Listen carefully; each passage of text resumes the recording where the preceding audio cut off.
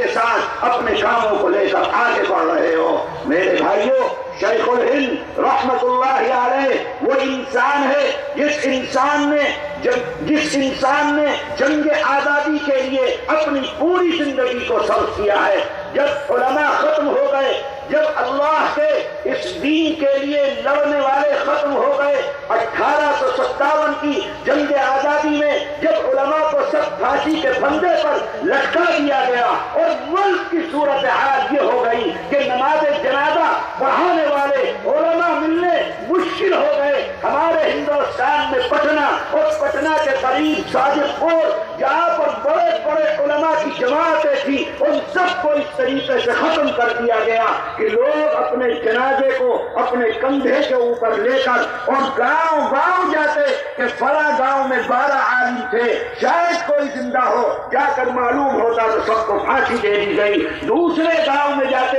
کوئی عالم نماز جنازہ پڑھا دے، عالم نہیں ملتا تھا۔ تیسرے گاؤں میں جاتے عالم نہیں ملتا تھا۔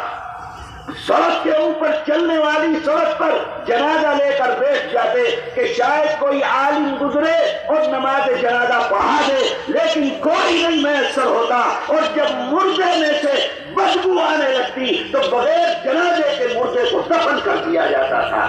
یہ صورتحال ہوئی وطن کی تو آپ کے اکابرین جو رہ گئے تھے انہوں نے دیوبند کے اندر ایک مدرسے کی بنیاد ڈالی، جس مدرسے کو دارالعلوم دیوبند کہا جاتا ہے۔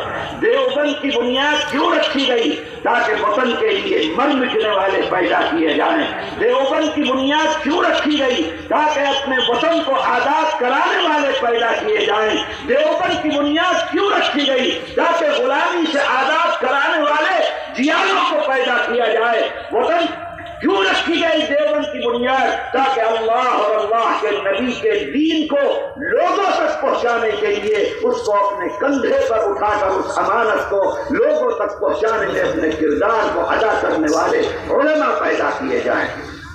اس دیوبند سے نکلنے والی پہلی شخصیت شیخ الہند حضرت مولانا محمود حسن صاحب دیوبندی رحمت اللہ علیہ، جن کی پوری زندگی جنگ آزادی میں اور ملک کی جد و جہد کے اندر ختم ہو گئی۔ شیخ الہند رحمت